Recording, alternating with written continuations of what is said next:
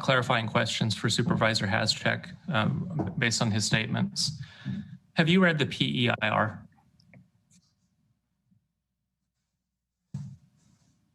Yeah, I've certainly read parts of it. But okay, so you kind of have to read that document end to end, because that is the environmental document that is the basis for getting a state license. And the state license is what cultivators need. They need a county permit and they need a state license. So you can't really read that document piecemeal. You got to comprehend the whole document. The question is, do you find it to be deficient? Do you feel that it doesn't address the environmental impacts? And if so, which impacts? Where is the document deficient?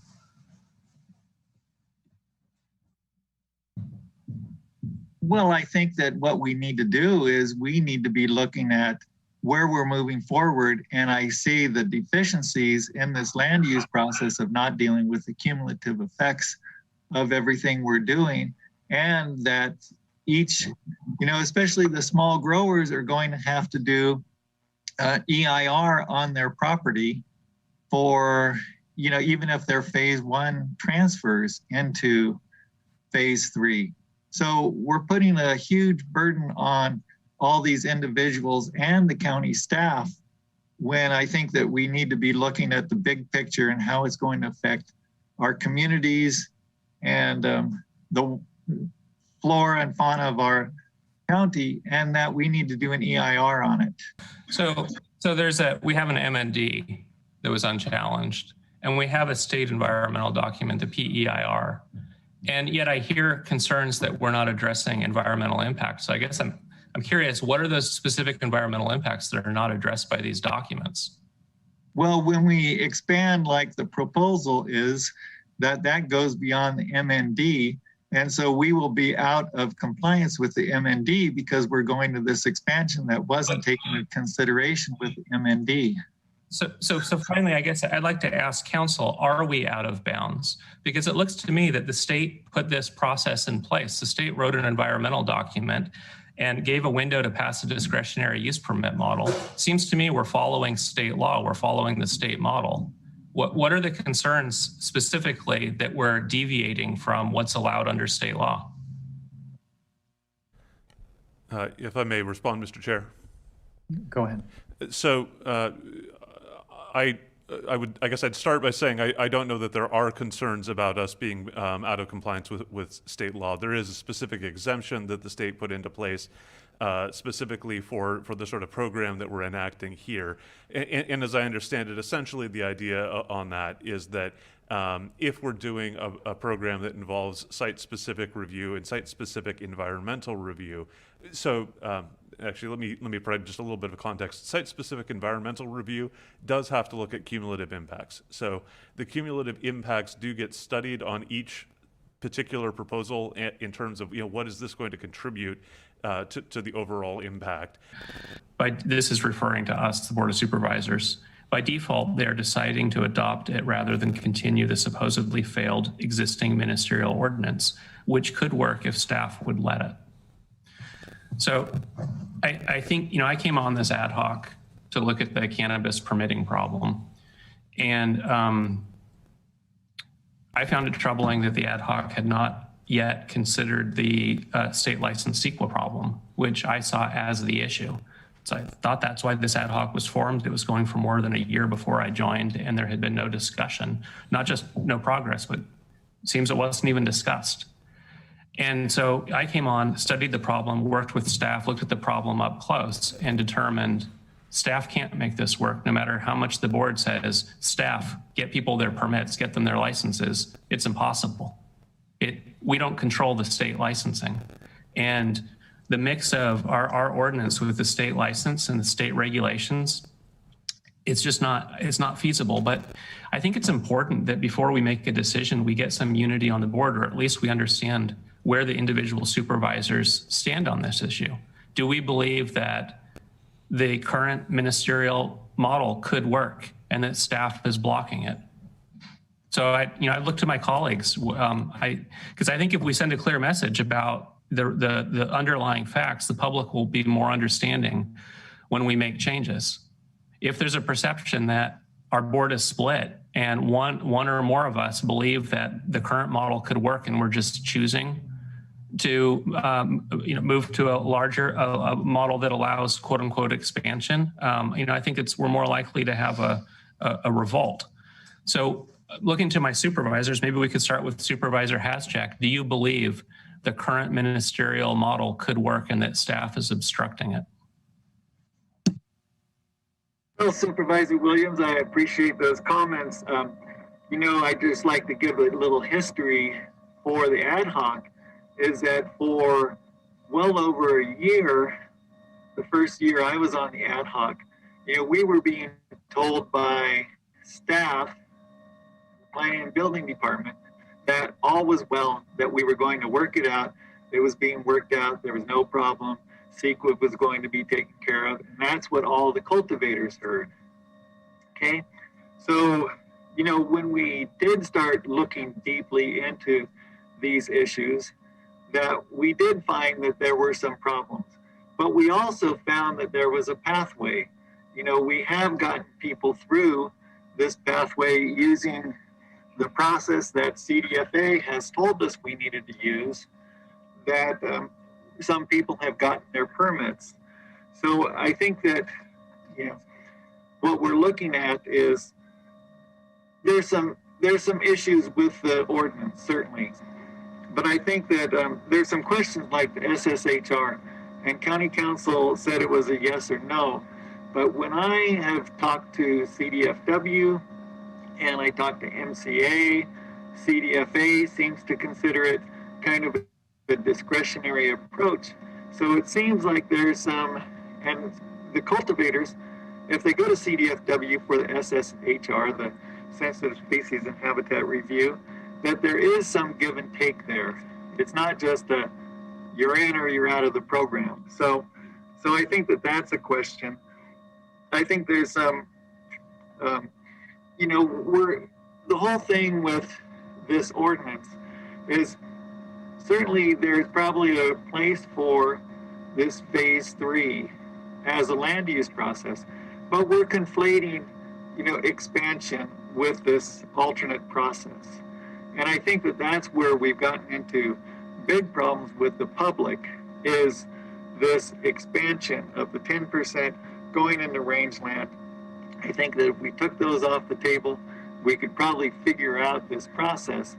But, I don't want anyone to kid themselves that this phase 3 is going to be a very smooth process. We've seen in some of the memos already, like the hydrologic study, well, we don't have a water expert on the planning and building. And so, the thing with the Planning Commission is that we don't have, they're only as good as the information we give them. And if we can't give them the proper information to make these decisions, we're going to have a mess in phase 3 that we're creating right now. So, I'd like to look at the phase 3 as, do we need this land use process versus do we need all this expansion? Because the public is not with us on the expansion. They're worried about water. We don't have any way of looking at the cumulative impacts of all of this. Supervisor McGordy just said there could be thousands of acres of rangeland that we're talking about. We're converting hundreds of those in Round Valley. Someone did a study of the ag land. We're talking, we could be converting 1,000 acres into cannabis production in Round Valley. There's not the water, but who's going to determine the cumulative impact? So that's some of those issues out there. So Supervisor Haschak, I appreciate that. It doesn't really answer my question. I think it's a problem. We hear rumors about referendum, and I see that there's not a solid understanding of the situation in front of us and the component that we own versus what the state regulates. And I'm not hearing that you will fully understand the situation.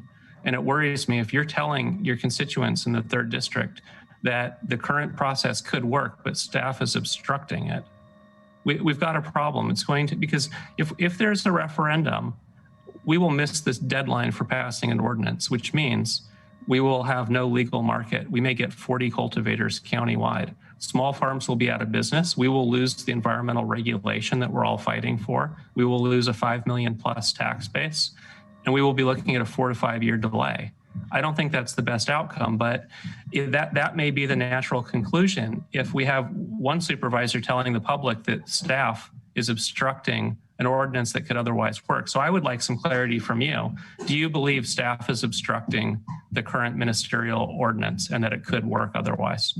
Well, Supervisor Williams, I think that what you're talking about is, the referendum is about the expansion aspect of this. And if we took that off the table, we would not have a referendum. I understand that, but do you believe staff is obstructing the current process? I think that there's some problems, and we haven't had proper staffing, and we still don't have proper staffing. We don't have proper staffing in our code enforcement. We don't have proper staffing in our law enforcement, and we don't have proper staffing in planning and building. You know it as well as I do. I think that in the past, we did get messages from planning and building that were inconsistent with what was really happening. Last question, could the current permitting model work if we had proper staffing? I think it can, yes. So for clarification, Supervisor Hashak, even though our own staff has said that they believe that no more than about 10% of the applicants will get their state license, you believe that is not true? Well, I think it could be higher than that. We don't know until we process those. How many new permits have we processed lately? We've been stuck at 270 for the last 6 months at least. And so why aren't we processing those? Why aren't we getting them through? We've told them what they need to do now. We keep hearing soon we're going to have it. And, soon we're going to have this portal open. Soon we're going to do this and that. So let's get those things working for those people who are trying to get through in phase 1 and 2, and we will have a better idea what's happening. So when you tell CDFA and do what they do. If they don't get through CDFA, then we should have a phase 3 for land use process. But we don't need to go to expansion right now. We're in a state of emergency with a drought. It's kind of. So to answer the question precisely, not addressing the issue of expansion, just addressing the issue of a discretionary review process where you can put site-specific conditions, which is what is the underlying motive for a new version of phase 3 versus the existing phase 3.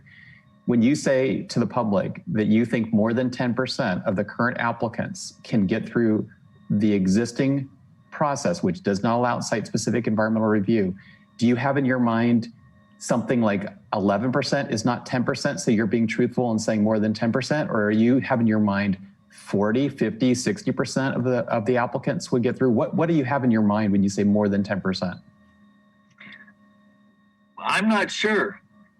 And I don't think staff is sure either. We're just making guesses about what percent can get through. But until we get the process, worked out so that we're sending those applications on the CDFA so that people are applying for their state annuals, we don't really know.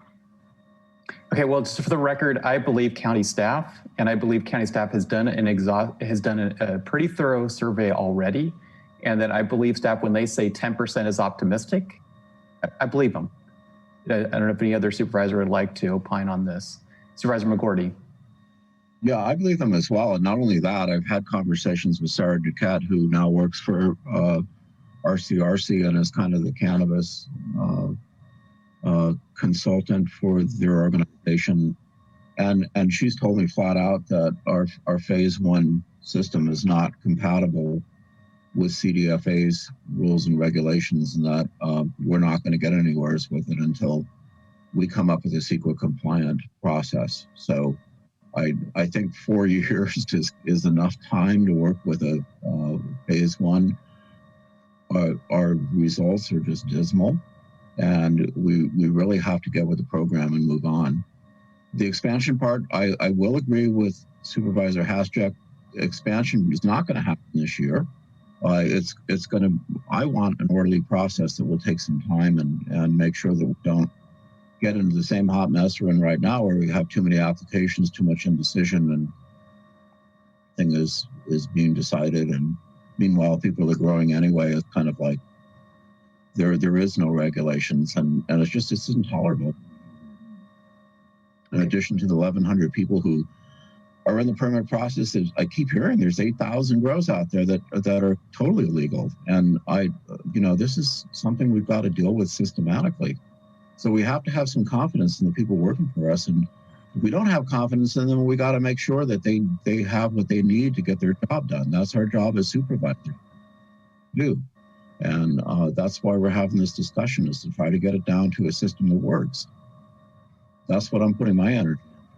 Right now, the system we have doesn't seem to be efficient. Okay, Supervisor Mulhern. Thank you, Chair. The question was, do you believe that staff is inhibiting or not allowing phase 1 to work? And the answer is no, absolutely not. We need the phase 3 ordinance. And the really unfortunate part is that probably 70% of our cannabis cultivators are in the 3rd district. And those people will be out of business for at least 3 to 4 years. And that is a fact. So without this ordinance and without being able to move those folks forward into a legal regulated market, we will fail. Mendocino County will fail. And that won't be the fault of our staff. That will be the fault of the policymakers. Because the existing phase 3 allows hoop houses, and they'll be everywhere, right? And so you have the board saying, hey, this hasn't worked. A lot of the public is against proliferation of plastic on every hillside. And we're talking about limiting it. If we go with the phase 3 that was passed in 2017, that we can only delay for so long, we will be putting hoop houses everywhere. Why do you want that? I'm not saying that. Okay. I'm saying we can go to a land use process, but when we go to the expansion that we've been talking about the 10% rule or going into rangeland, that's what's really upsetting people. Okay. I think people are wanting to limit the amount of hoop houses. They're wanting to know that they're going to have water in their wells. They're wanting to know that they don't see a night sky that's lit up not by full moons, but by hoop houses. They want enforcement. And that's all possible. You have your colleagues unanimously in favor of enforcement. And, incidentally, I brought the satellite enforcement item in 2019. I couldn't get support. I don't believe you supported it. And so you have a board that is eager to enforce, that does have rules about protecting the night sky, that is trying to limit plastic. And I just feel like maybe there wouldn't have to be a fight. We could get an alignment if we all understood the underlying facts of the situation. I don't think it's legal to say no expansion, that some people got in and others can't. We simply can't do that. So it's a question of what will we allow? And we're trying to steer based on past failures. We see plastic hoop houses didn't work. It made a lot of people angry. Let's have outdoor cultivation, the McGordy memo. And the expansion into rangeland is very narrow. We're talking about where there's already tilled soil and irrigation. This is not 10% of the overall rangeland. This is not developing new land. This is telling somebody who's been growing grapes, they can remove some grapes and plant some cannabis. This is right to farm. So I don't see why it's so contentious. And I don't know if, Supervisor Haschek, I don't know if you fully understand the McGordy memo.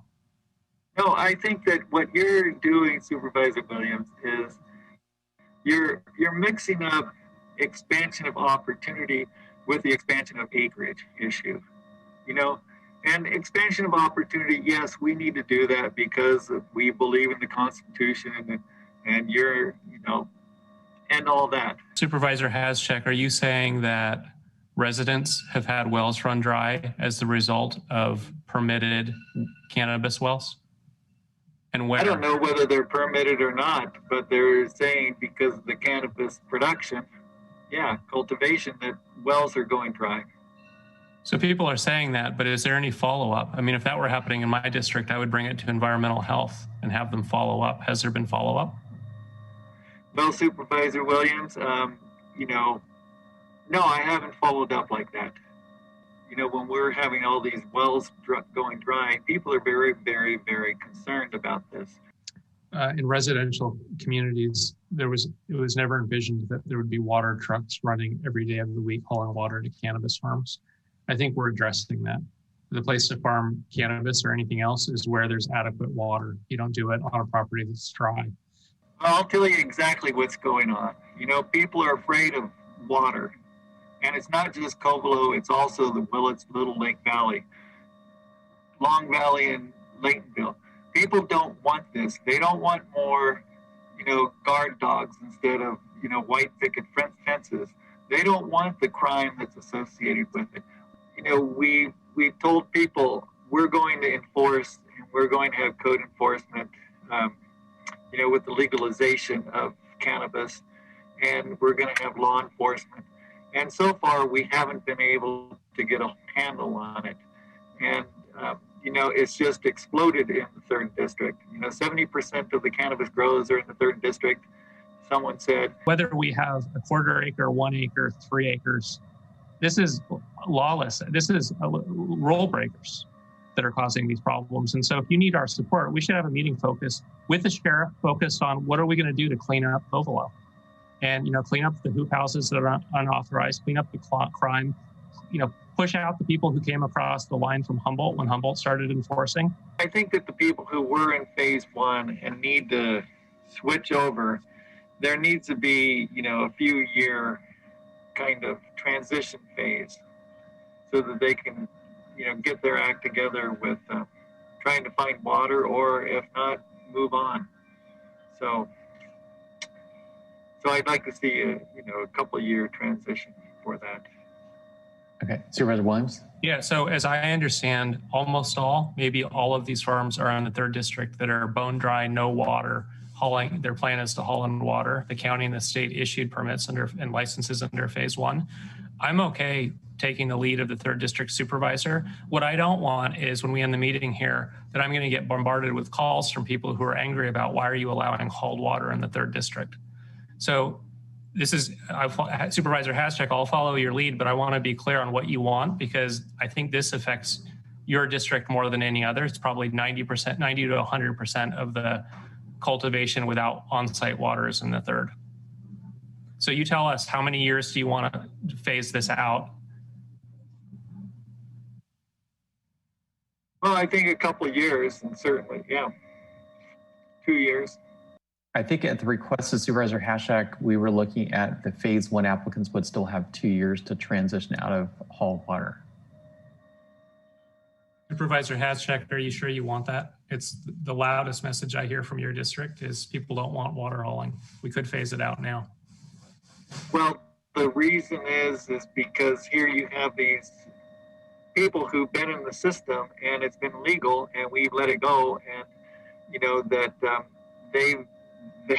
they're growing in good faith. They're in the permit system, and so what do we do with them? Do we just say, oh, no water as of today, or do you give them a transition period to move on? So, well, we can deal with it. If we choose right now to phase out generators and water hauling, and there's cases, I feel like we can clean up this mess.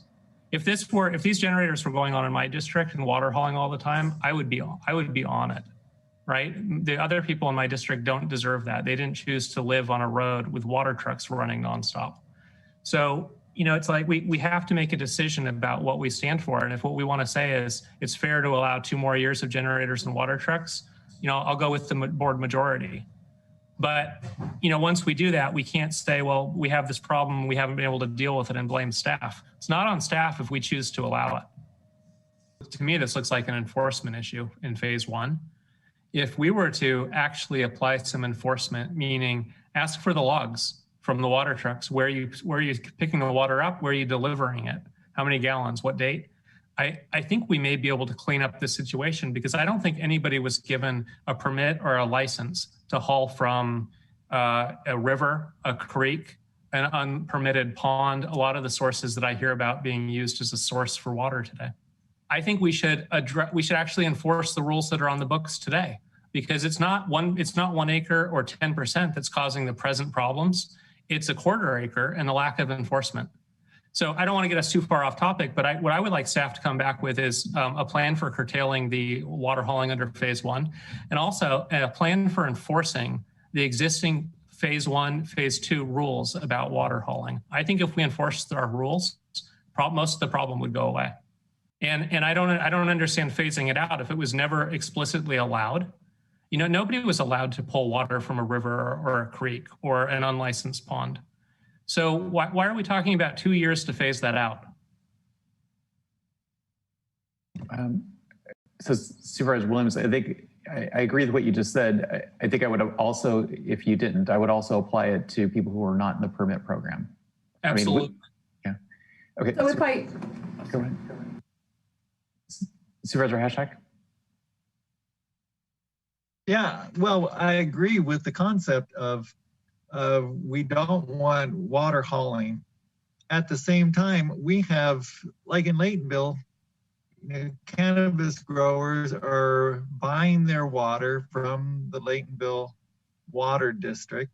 And, that's a source of income for the water district, and they're hauling it. And it's a legal source. And so, CDFA has said, legal source is fine. If we as a county don't want to do that, then that's our right. And I think it's a good direction to go in. But at the same time, these people have been doing it the right way. They've been doing it legally. They've been doing it within our permit. So we need to give them a little time to transition out, I think. Well, we can do that, but if we do it, when people are upset, it's not over expansion or 10% or grape growers getting in on the market, because they're going to use water sources that are approved on site. What they're upset about is phase 1 operators under the board allowing water hauling. No, they're upset about our lack of ability to regulate legal and illegal. But John, so we can't regulate, and we're making a decision today to not regulate. If you don't want water hauling, let's ban water hauling and enforce it, and the problem goes away. But what you can't do is say, we've got a problem and we can't take care of it, but we have to let people haul water because it's fair. Well, there's people who are legally doing it, and the problem is that we haven't been able to enforce the illegal or the people who aren't supposed to be doing it. So if a person is taking water from a river, that's not right. But it's just way out of control. We can all agree on that, right? So let's ask staff to put together a meeting where we can brainstorm ideas and give direction on how to get control of the situation. So Supervisor Hashak, I feel like we've already addressed all these issues you're bringing up. I'm not quite sure what you're bringing up that's new. Well, I keep getting texts saying that people want this as part of the understanding. So if we have an understanding of it, I'm fine with it then. Well, we don't necessarily have an understanding of how this constituent of yours is putting in the request. It's not constituent, it's groups. So yeah. What are the groups? Well, it's the Covelo Cannabis Advocacy Group, it's MCA. So they're representing a lot of the cannabis growers who have been in the system for a long time. And can we call for a vote? I really feel like we've addressed these issues as the board wants to address these issues. And so I will call for a vote. Supervisor McGordy? Yes. Supervisor Mulhern? Yes. Chair Jurdy? Yes. Supervisor Hashak? No. And Supervisor Williams? Yes. The motion carries with Supervisor Hashak dissenting.